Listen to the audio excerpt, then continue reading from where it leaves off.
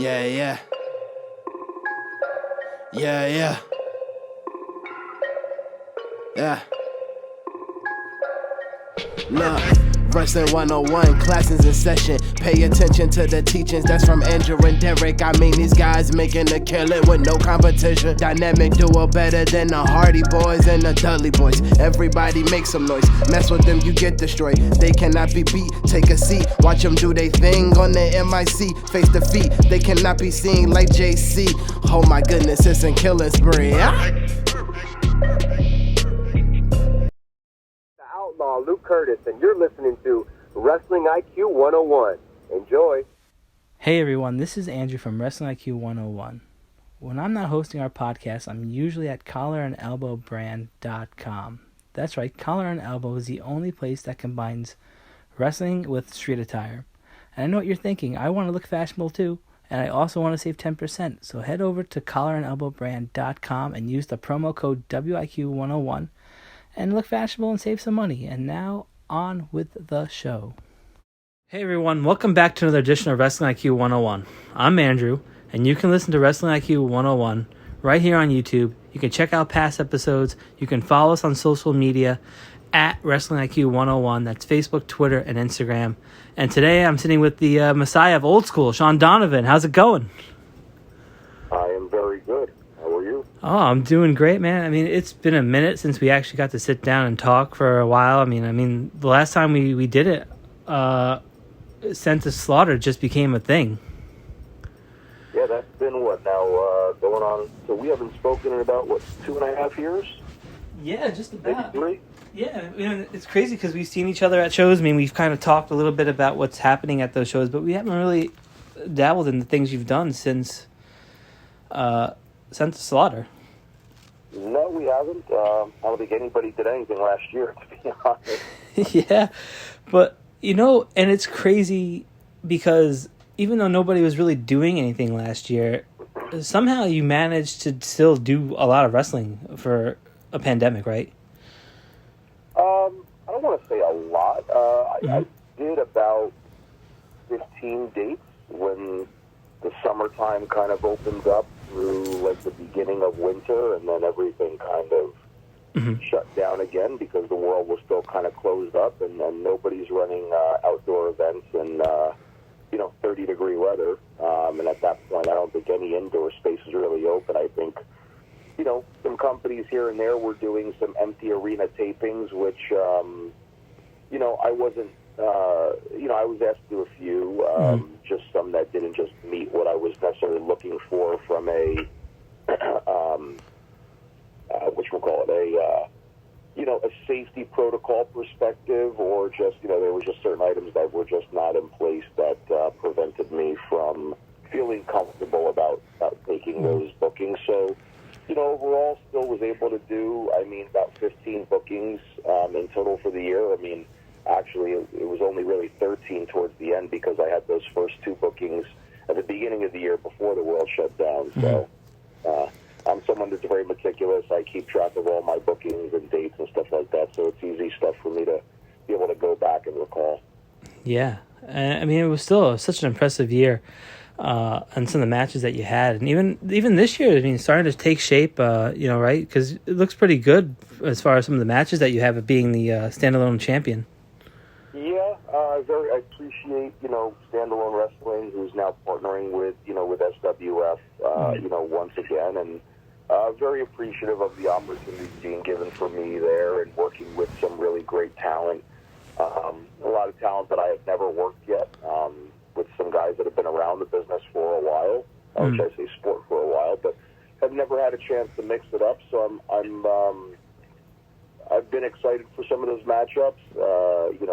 It's funny when you have those matchups, you absolutely love it when you come out of it, and then you go back and watch video. And if you're a perfectionist, like most performers are, including myself, then you start to pick it apart and you start to find those little flaws that may not necessarily really be a flaw. You're just very hard on yourself and your work because you want to give the very best that you can to the paying audience.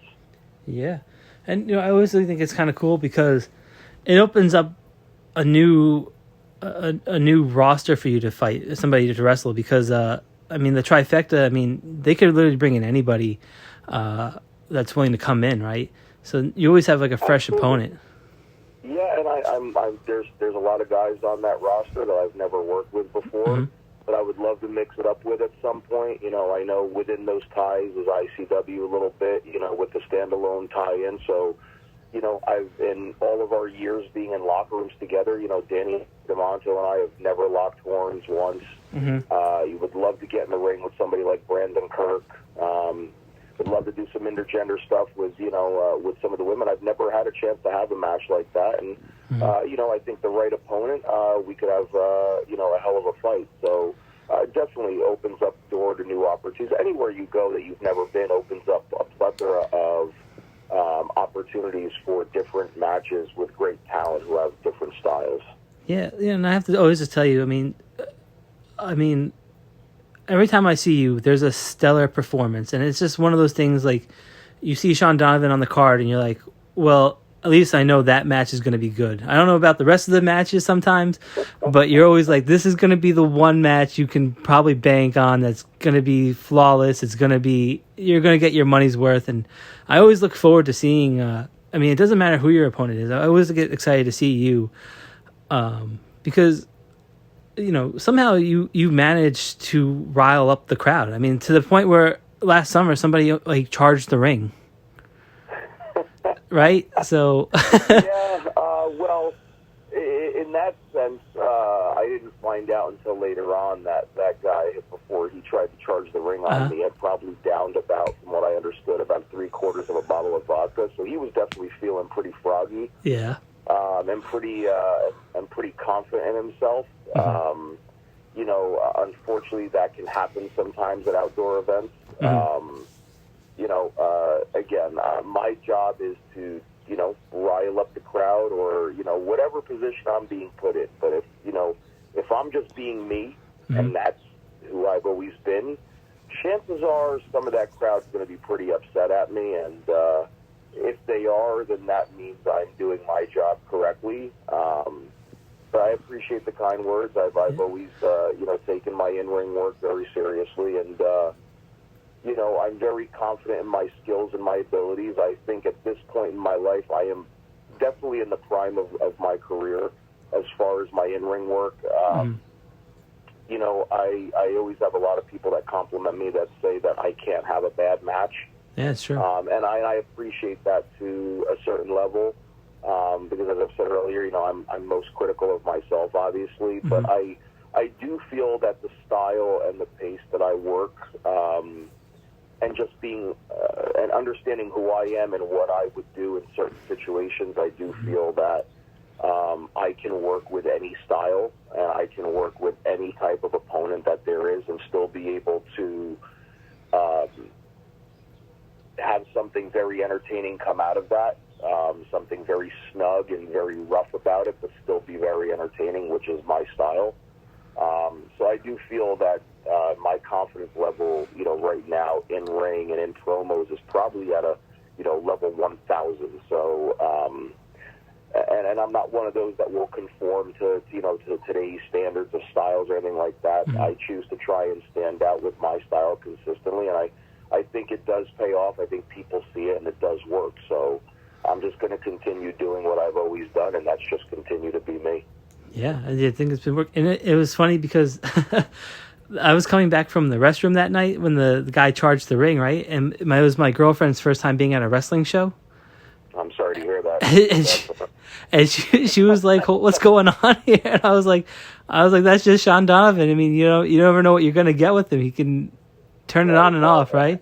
And at the same point, I'm just being me. Yeah. And if the fans riled up, that's great. The moment you decide to try to take matters into your own hands and actually want to try and step in the ring, well, that's not a place you belong. Yes. And at the end of the day, if you step inside of my world or our world, if you want to call it that, and that's with any professional, you're not going to let anybody try to get in the ring that doesn't belong there if you feel that they're going to try and disturb the event.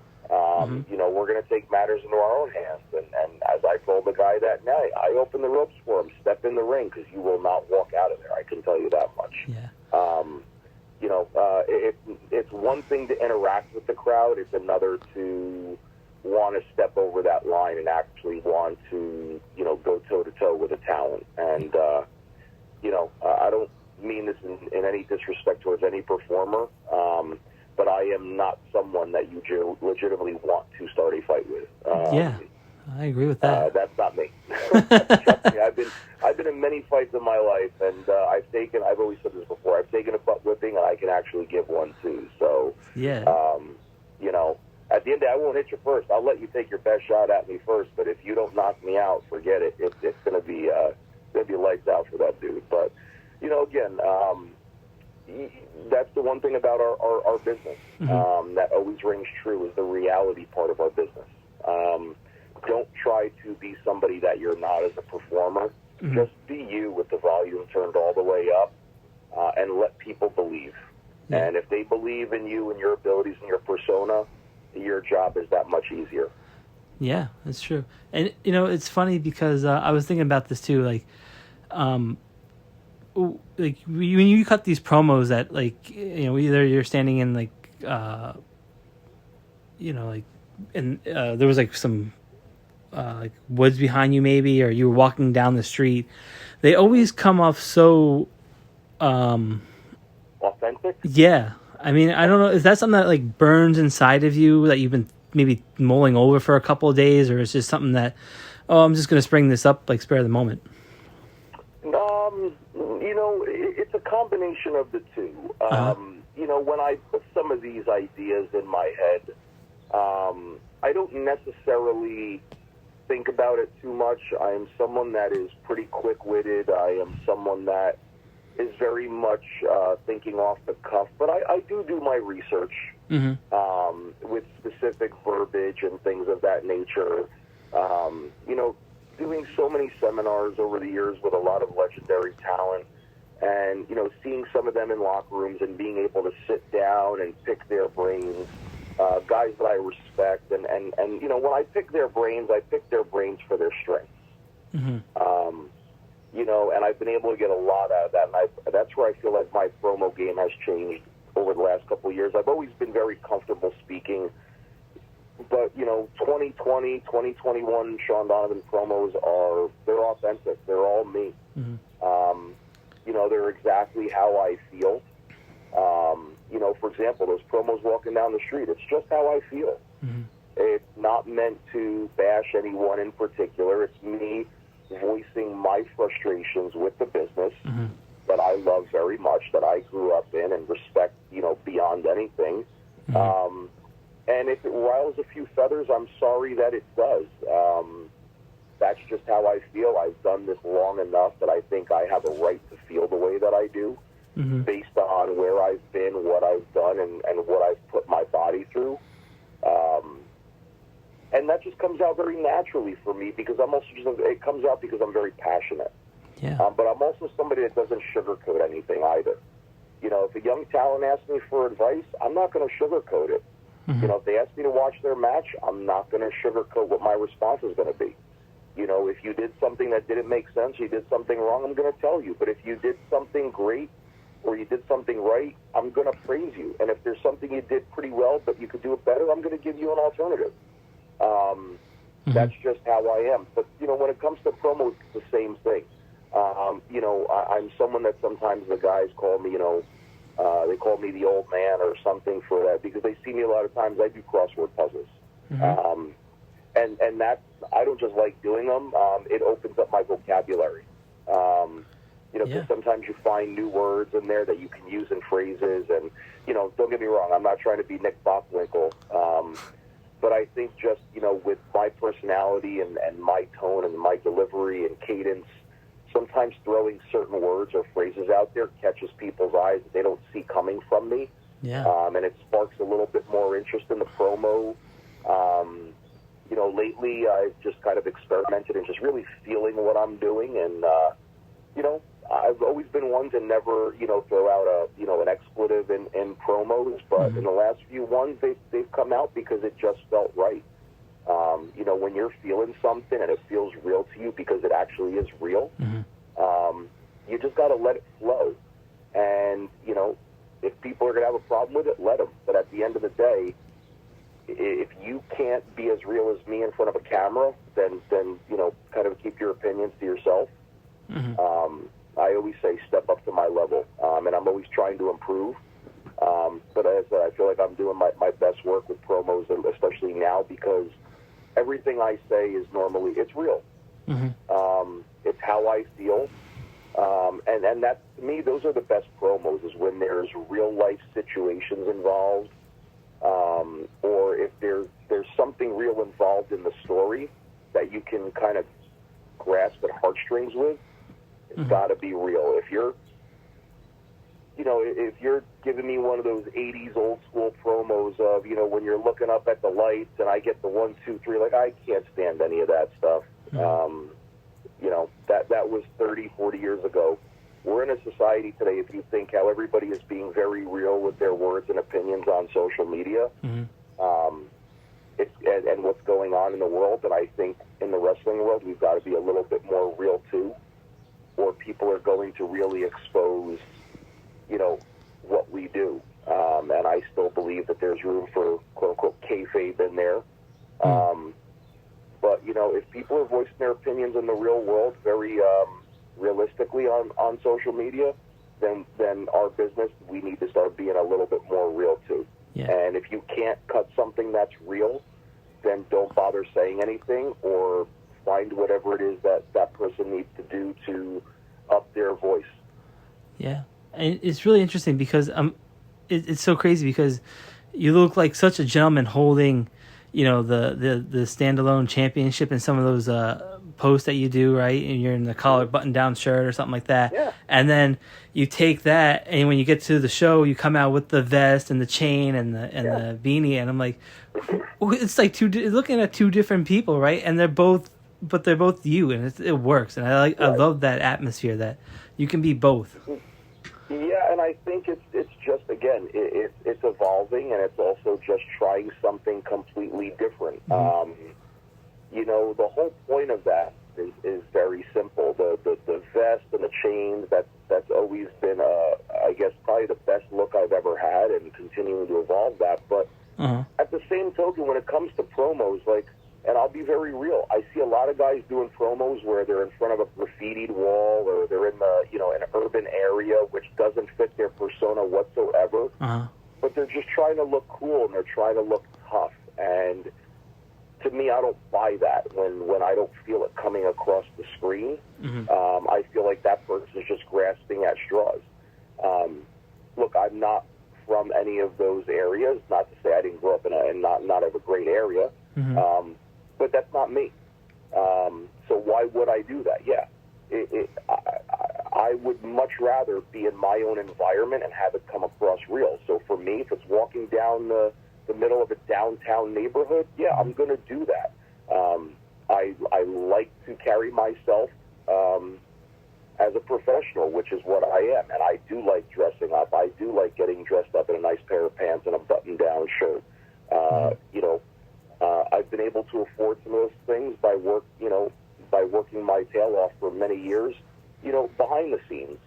So it all has to make sense. And if the person feels comfortable in their own skin and the way they are, it's going to come across better. For me, when I put on those clothes and I'm doing promos, I'm me. And if I can blur the lines, so to speak, with those two different viewpoints like you just mentioned, that's exactly what I'm going for, because it's kind of like the angel and the devil on your shoulder. Yeah. But still kind of whispering in that person's ear. Are we allowed to curse on this? Yeah, you gotta go ahead. Don't mean to be rude, but the message is basically, don't fuck with me. Yeah. You don't know which version of me you're going to get. You're going to get the leather, you're going to get the denim vest and the chains ass whipping, or are you going to get the guy in the button down and the nice clothes who is going to verbally get in your ear and get in your head? And then right when I have you at the right point, I just sucker you in for the kill. So, it's the angel, but it's not really the angel. It's the angel disguised as is the devil disguised as an angel. Yeah. So, But again, you just take what works and you find a way to continue making it work. And if you believe in it, you have to continue pushing it. And trust me, there are many people who have given me differing opinions, and I respect their opinions wholeheartedly. Doesn't mean I have to take it or agree with it. I'm going to do what feels best for me inside my heart. Yeah, you have to, because, but I think what you're saying, I mean, to be honest with you, I think what you're saying is true, because you are one of those standout talents, and you can have a great match, and you've been having stellar matches for a while now. Now, let me ask you this. If I'll say one thing, too, the words have to be able to back things up, too. And sure. The biggest problem that I have with our sport right now, especially on the independents, is nobody is using a platform like social media to get their voice across. I mean, I'm seeing so many highlight reels, and that's great, but everybody's doing the same shit. You know, to me, you can put out a 90-second highlight reel of the same moves I see of everybody else, but give me your personality. Who are you? Because if I understand who you are and your persona is, I'm going to understand what your character is. I'm going to understand why you do things in the ring. I'm going to understand why you do certain things the way you do them. But if you're not putting your voice out there, it means absolutely nothing. You're still kind of just falling in line with everybody else. And the example I'll use is this. I put out a highlight reel at one point last year, and I hated it. It got 900 views. Great. But then I put that first promo out of me walking down the street, and I got 25,000 views. Yeah, so right. It's a big difference. Me, it still rings true, just like, the guys that in my era came up from. You talk people into the building. That's what we're supposed to do. It's great that people can be on show posters, and it's great on their social media that they're putting up their match graphics. But tell me a little bit about yourself and your match. Make me invested in it. If there's not necessarily a story, create something out of that. Talk some shit. I'm still a fan at the end of the day. And I want to hear what people have to say about their matches. Make me believe. If I'm a fan and I'm on the fence about going to that show, be that one person that cuts a promo that says to me, I have to buy a ticket. I care less about the other 20 matches on the show, but I care about this match. This is the one I'm coming for. Yeah. I don't think we do enough of that on the independents right now. And look, I know we're in a different time, but also the reason why is we're in a gray area of our sport now, too. I don't see a lot of villains. I don't see a lot of, guys that are antagonists. I see a lot of guys just trading moves, and it's all because of lack of personas. We don't have enough of it in the sport. I've always been told from day one, if you can't describe what your character is in 30 seconds or less, you don't have a character, or you have no clue who you are. So you could have the best looking gear in the world, but if you don't have a voice, how are people going to know who you are and what you stand for? Yeah. And it's kind of crazy because last time I saw you at Mega Slam, right? You got on the microphone and you really belittled the foundation. And I remember I turned around to my girlfriend and she's like, is Shawn Donavan a good guy now? And I was like, I think he's just still the same Shawn Donavan. He's just telling it like it is. Because, she always respects what you do. But she was like, he's definitely on the ball with, pegging these 4 guys out. Yeah, well, you know what? Here's the thing. And I'm not saying I was trying to be a good guy or a bad guy or anything. I was just being me. Yeah. And the one thing that, if you know who your persona and your character is, and people know who you are, you can kind of play both sides and get the reaction that you know you're going for by just changing up your verbiage and body language a little bit. Yeah. everything I said was legitimate. And again, that's just me from the heart. Now, a lot of people applauded what I said, Yeah. but if people booed me, that's okay too. As long as you're reacting, that's all I care about. But again, I can put myself or be asked to be put in specific situations where my character may have a little bit more respect or affluence from the crowd, or where I can put myself in those situations to make sure that you hate me. And if there's one person clapping for me, I will find a way for you to hate me too. Yeah, I've seen It's just all a part of the experience level, and again, knowing who you are and being a pro in this business. Because I've seen many guys, I'll just be blunt, I've seen many matches go out there where one guy's supposed to be the hated villain and the other guy's supposed to be the hero, and the crowd completely flipped the script on them, and they did not know how to change their story on the fly. They just went out there and did exactly what they went over and planned for 45 minutes in the locker room. Word for word, move for move, hold for hold. That's not what our business is about. Our business is about reacting. And if the crowd is reacting where they're cheering a different guy that should be hated, you should know how to play both sides. Yeah, and it's crazy because you talked about, being in the seminars and talking to these veterans and picking out the strengths that they had over the years. Now that you're probably like the main ear in some of these seminars, right? I mean, these people are listening to you. How do you approach those things? I mean, I'm sure you've done so many of these.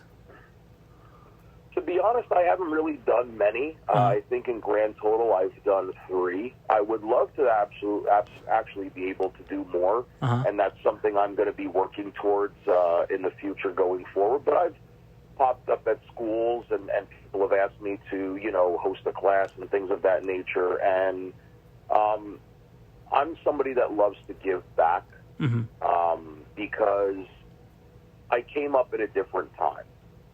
A time that doesn't exist any longer, and at a time where, put it this way, this upcoming month in June will mark my 20th year in the sport. And when you think about how our business has evolved over the last 20 years, there's a very small percentage of performers that came from my era on the independents that are still out there performing at the same level that I'm performing at. There's very few. 2 guys that just come to my mind who started a few years before me, a guy like Danny Moff, my former tag partner, he started 3 years before me. And then you think of the resurgence by somebody like Crowbar, who started in the mid-90s, and he's still able to go at a really high level. So the difference there is all of us got experienced and got trained and were in locker rooms with guys that were legitimately legends in the business, and we got to learn from being around a lot of those guys. The young talent today does not have a lot of that legendary experience because a lot of those guys have either they've packed up and moved on, or they disappeared from the business, or unfortunately some of them, they passed away. Yeah. So I hold that in high regard because I was brought up by a lot of guys that have done major things in the sport and gave back to me. And it's kind of an unwritten rule in this sport. You're supposed to give back to the young generation. And if you're somebody that calls yourself a veteran, but you go into a locker room, you find your little corner, you get dressed, you don't talk to anybody, or, you tell the same story every time you're in a locker room, and then you go out there and you phone it in just to get your payday, and you don't actually make an impact that day in that locker room to young generation, then you're not a veteran. You're somebody that's just hanging on. And that's not me being mean because I've seen it. I'm somebody that likes to watch matches. I like to give the young talent advice. I have a lot of guys that sometimes will ask me to watch their match, like I've said earlier.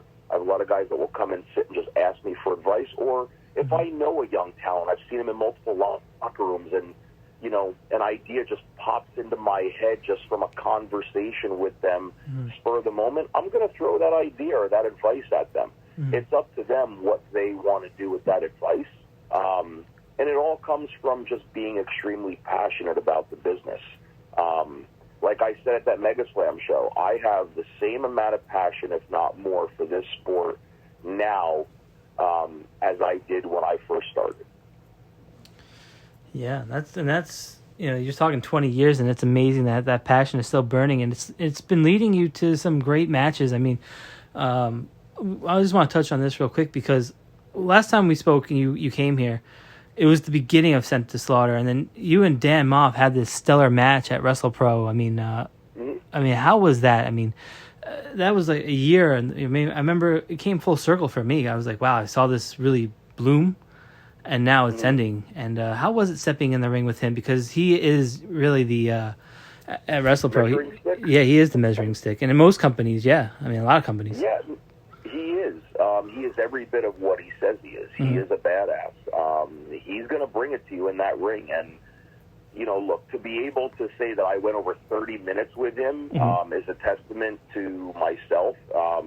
Because trust me, as you've probably heard stories in the business, right? When you are friends with someone at the level that he and I are friends at, you're going to hit each other just a little bit harder in that ring. And Danny does not let up in there. He is a workhorse, but I'm also a workhorse too.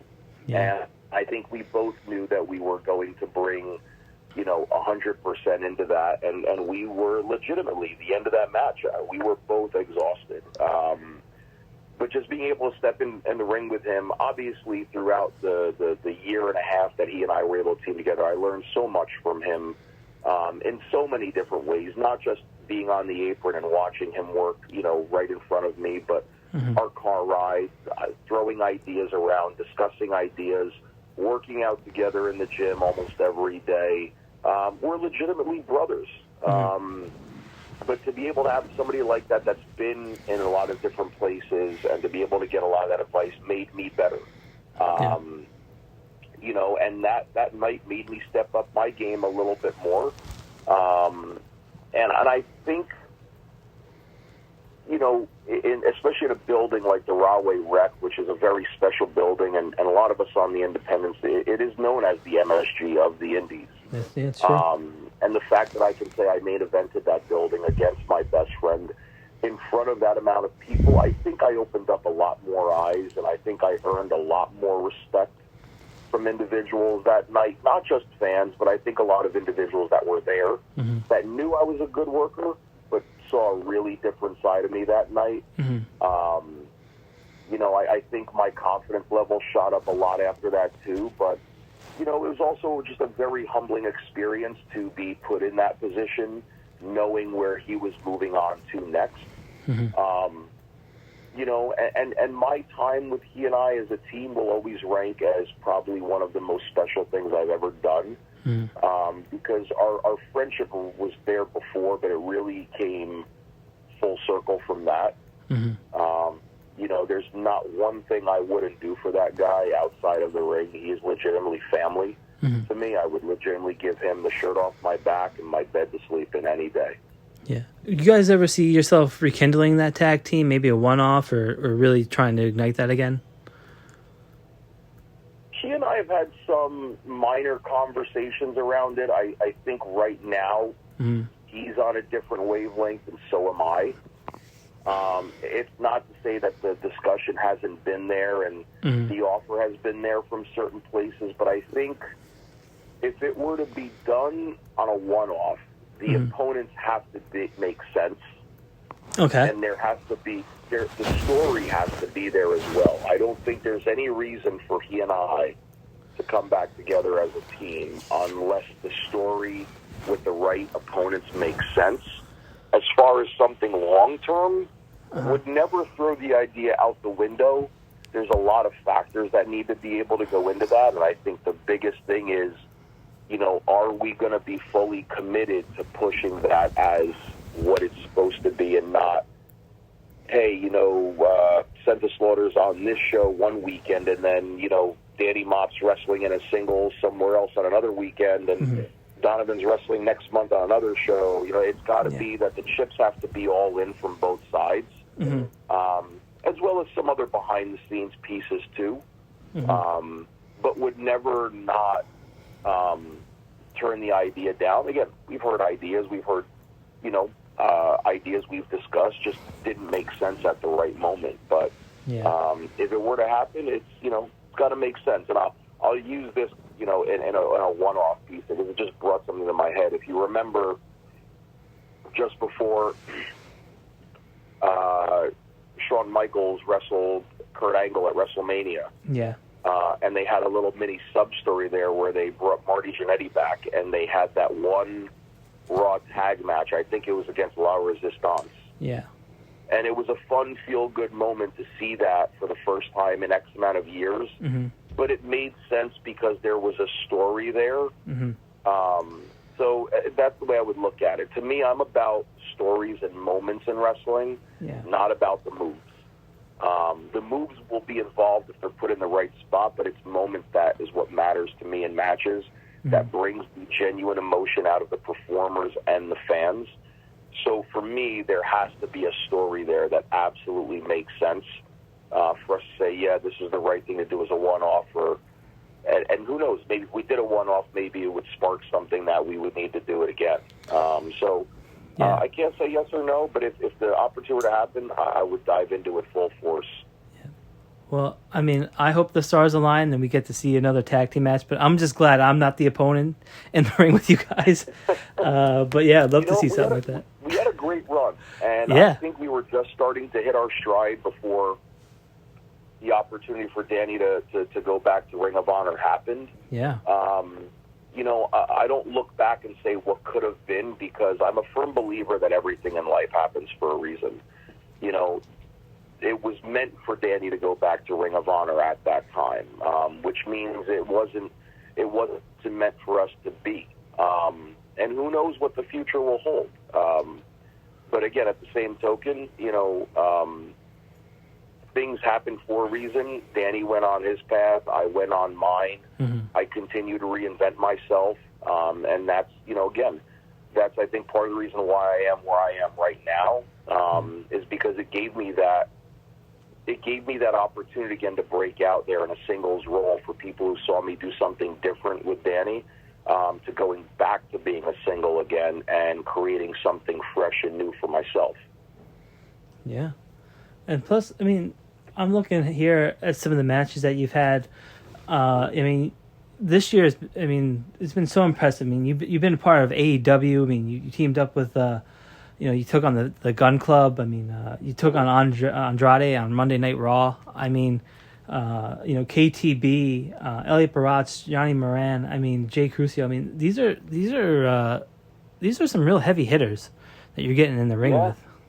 And I've got Casey Navarro coming up in Atlantic City in June, and we go back to Alaska for WrestlePro.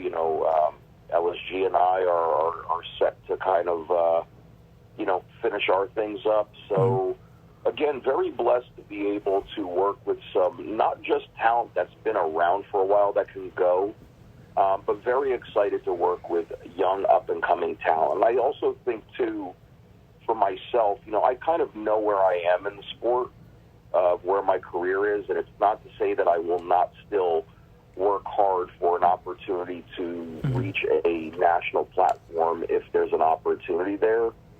But I also really enjoy the caveat of working with young talent and being able to bring something out of them differently when I work with them. And I think, when I had that match this past Saturday with Jay Curcio, I think I brought something different out of him, and I'd like to think that I helped step up his game just a little bit more. And that's what I'm looking to do as I enter my 20th year, is still want to work with that great talent, but I also have a knack for wanting to work with the younger talent in a lot of different ways too, to see what I can pull out of them. If there's one thing I think I am very good at doing, I think it's being able to pull something out of that young talent that they haven't necessarily found yet, and spark something creatively in them mentally or verbally. Because trust me, I said earlier about promos, right? If I'm going to cut an interview and draw up something for a match with you, you kind of have to step up and rebut me, because if you don't, it kind of looks one-sided. So I'm kind of forcing you to say, hey, all right, this guy's talking some shit. I guess I got to step my game up now. And it's the same thing in the ring too. You know, I have a very big chip on my shoulder still with things to prove in a certain way. And I'd venture to say, being 20 years in, my cardio is still very, very good, my in-ring cardio, that, you know, somebody who's twice the age of a young talent should not be in better cardio ring shape than they are, because then that says something about them. So for me, in a positive way, I do that not just for myself, but to help that young talent step their game up too. Yeah, and I'm glad you mentioned LSG, because you know, dog collar matches don't come up very often. You know, Nope. And you know, I think of Roddy Piper, the biography they just had on him, and Greg, you know, talking about it, Greg the Hammer, and you know, and how Piper lost some hearing, and they both really beat the crap out of each other. Did you have any like fears about getting in the ring with a dog collar, or were you just all for it? All for it, because to me that's just my style. I'm a physical wrestler. I am a bruiser, so to speak. So, you know, that type of a match fits in my wheelhouse. Yeah. I kind of like to say sometimes I'm kind of a little bit like Mick Foley. I think I have a higher threshold for pain, as far as pain tolerance goes, because, you know, that stuff hurts. Yeah. But, you know, again, at the same token, I think a lot of those matches were meant for me. But also, again, knowing the style and the pace that I work, I'm able to take any style, any type of match, and I think I can fit that, you know, in my wheelhouse. But also for me, it's a challenge to fit it in my wheelhouse as well. And to be able to come up with something that, you know, fans will enjoy. And when I think back about that dog collar match, I remember saying this later on to the referee. I think when he and I first got in the ring, fans didn't know what to think, and they thought it was kind of like it was going to be some sort of like joke, ha-ha, funny match. And I think by, you know, a few minutes in, they understood that this match was like no bullshit. Like, this is some real shit. So, you know, and that's okay. I love being able to get people to buy in, because that's what we're supposed to do. Yeah. And, you know, the one thing I always love about you, Shawn, is you're never afraid to go out there and express how much love you have and how much some people mean to you, like Chris Candido or Terry Funk, and you mimic their attire, but you also are paying high tribute. Yeah, I think, you know, it's funny. I've had some people kind of take some shots on me, trying to call me a knockoff Terry Funk or something like that, or you know, great job being original. And that's where people, or even some guys in the business, just don't understand. Number one, it also fits in the wheelhouse of my character. But number two, I'm doing it in a way to pay homage to the guys that I grew up idolizing, guys that helped train me to a certain level, guys that I enjoyed watching as a fan, but also as a peer as well, and being able to earn their respect in a lot of ways, which, you know, to me means far more than anything. And, you know, if you're going to pay tribute to somebody, do it the right way, and do it as professionally as possible. I think if you've known me from my gear and my outfits, I don't skimp. I will gladly pay top dollar as long as I'm getting top-notch quality. And to me, that's something that should never be skimped on in our sport, is your look. Your gear should always be professional. And if you're going to pay tribute like I do, then it needs to be done down to the specifications exactly the way their gear was. And to me, that's paying homage. You know, this past Saturday, being able to pay homage to Chris Candido is something very special for me because he played a lot of part in my early training, you know, for a few short years. And I learned a lot from him, you know, when he used to come up to my school with Balls Mahoney and would get in the ring with all of us very early on and teach us, and then would sit around and, you know, talk to us and tell stories and just, you know, never had an ego, was always wanting to help that younger talent. So for me to be able to pay tribute, because I was also a fan of his as a, when I wasn't in the sport. So to be able to kind of go out there and do that and pay homage to that, to me is me showing respect back to a sport that I worked my ass off to earn. Yeah. So, you know, it's giving back. And in a way, if I can do something small like that, that's awesome to me personally, but also in a way it helps me stand out. People know my character. They know how much I value and love old school wrestling, especially the territories. People know my love for Terry Funk and Chris Candido. You know, and people see a lot of both of them in my work styles, regardless if I'm wearing their tribute gear or not. But also, too, how many guys can pull it off? And that's the other thing, too. Not many people could pull it off. Yeah, I can only really think of one, and that's like CM Punk, right? I mean, he did the Bret Hart thing. He did the Macho Man tribute. Right. And but what I also think about the indies in general, how many guys are actually out there doing that? Like, you don't see that very often. You may see variances in it, but you don't really see that as a whole. And again, for my style, my character, I also know how to put some of their signature things into my matches to kind of give a little bit of nostalgia, and it gives commentary something to talk about. So again, everything I do is thought out and planned, and it's done by design, with the intent of paying tribute, but also to get a different eye on me as well. Yeah, I think that stuff is really made you stick out from the pack. I mean, you know, when you say the Messiah of old school, I mean, there are so many people, like you said, they're doing flips, they're doing all these different things. You're keeping it in your style, like you're keeping it the way you want that match to be paced, and I love that about you. And especially when you match up with somebody a little bit lighter or a little bit more aerial. I mean, you just always match up well with somebody, even if it's completely opposite of who you are. And I always respect that. I appreciate that. I think that's also a testament to knowing the other person's style and knowing how to put something together the right way. Yeah. Because you have to put yourself in the character's perspective, right? What would I do in a scenario in certain situations against somebody like a Casey Navarro who can do all those things? Yeah. You know, he has to put himself in his situation of what would he do with someone his style against someone like me. And I think when, again, like I said earlier, when both individuals know their personas, it's that much easier to put that story out there for the fans to follow. And it's got to be simple, right?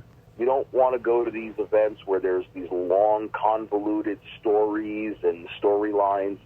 It just needs to be kept simple, and it has to make sense, and it's got to be two performers that are in sync with one another, that know what they're doing and where they're at in that story with the match. Yeah, it's so true. Let me ask you this: as the standalone wrestling champion, you know, and you take a lot of pride in that. I mean, you could see it in when you take a photo with the title. You can see it when you defend the title.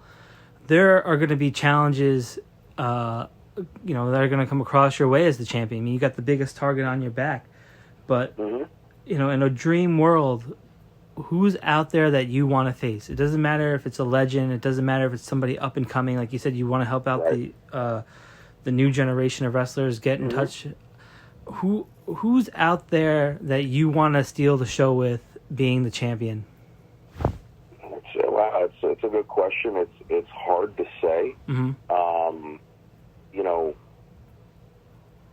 when I think of just so much talent that is out there that I have yet to even work with. I mean, names that come off the top of my head are guys like Mike Bennett. You know, I just wrestled, you know, Jacob Fatu in a six-man, and I am dying to get in the ring with him one-on-one and see what he and I create.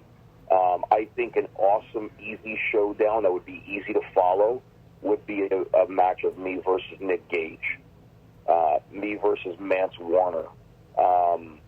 You know, would love to be able to get in the ring with guys that I respect that I've been in locker rooms before, like you know, I know he doesn't call himself, you know, Cheeseburger anymore. He calls himself world famous.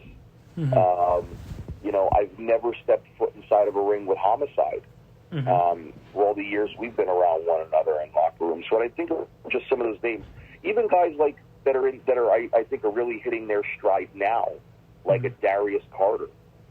Would love to be able to get in the ring with him. A Tony Deppen. You know, I've faced him in tag matches, but never one-on-one. I'd love to work one-on-one with Bear Bronson.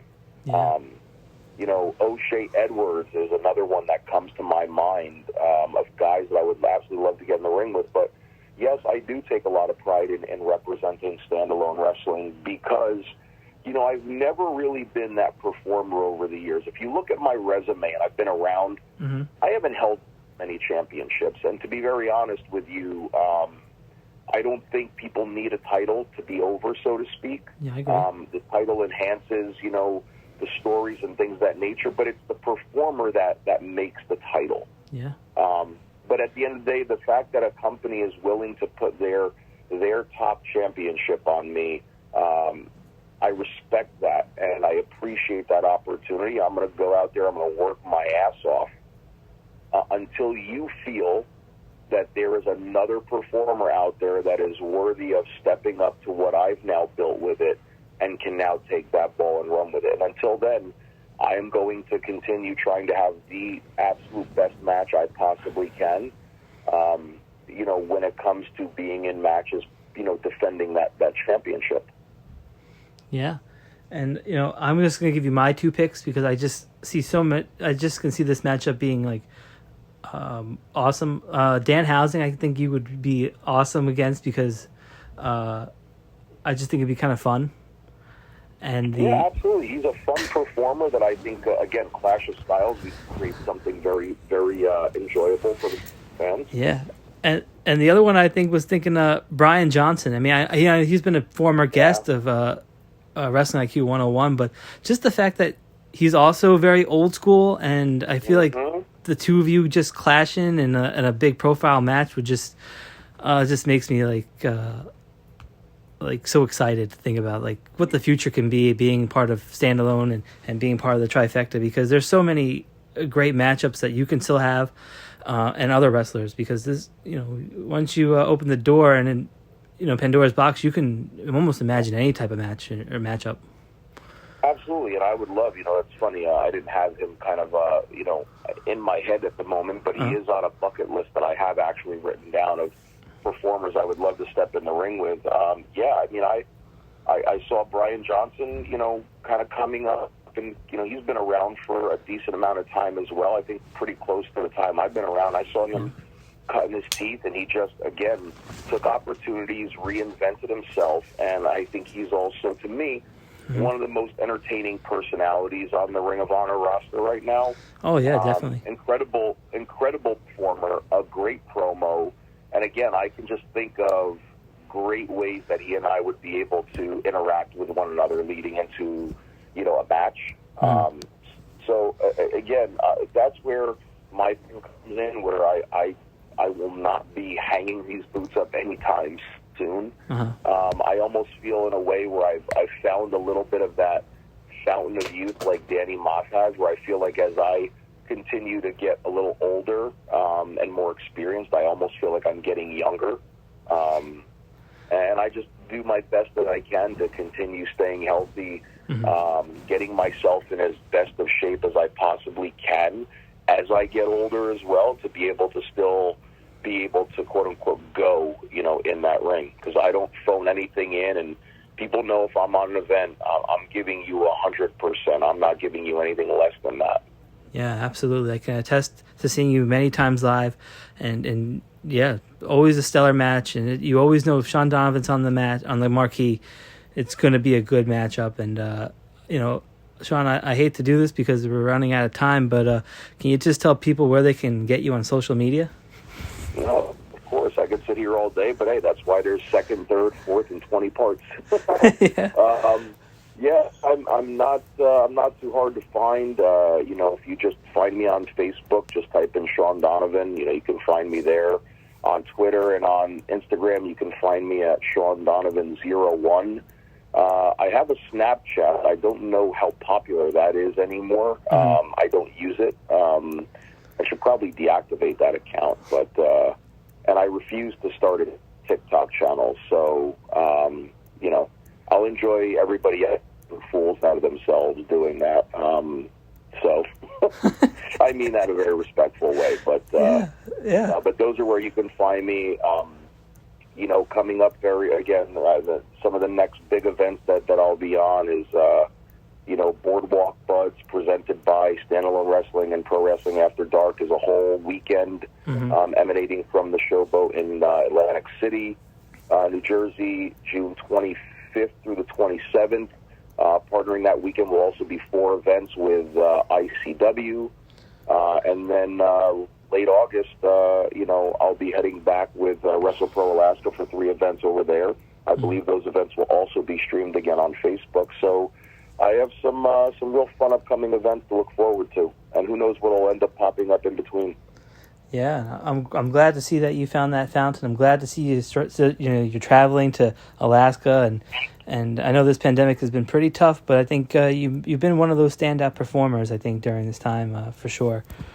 Well, I appreciate it. My next step is to conquer all of those other states that I haven't wrestled in yet. So I've got another, I think, 24 to go before I hit that 50. So looking to cross as many of those off of my bucket list before it's time to hang them up. Yeah, no. To those states who haven't booked Shawn Donavan, get on it because you're gonna wanna see him, and internationally too. If you haven't seen him, he's a gold mine of just great matches. So, but thank God for the internet, right? Because they can still see some of the matches and they can still see you do some things, even though traveling has been kind of limited, right? Absolutely, yeah. So hey, international is another area that I'd love to venture in as well. Yeah, so book Shawn Donavan. He's an amazing guy. He's an amazing talent. He's old school, but he manages to bring it all the time. And for us, this has been Wrestling IQ 101. Please give this video a like, listen to it. It's some great knowledge in this video. Check back on some of our old videos and keep subscribing because you can see new ones. And for us, this has been Wrestling IQ 101. You can follow us on Facebook, Twitter, and Instagram at Wrestling IQ 101, and we'll see everybody real soon.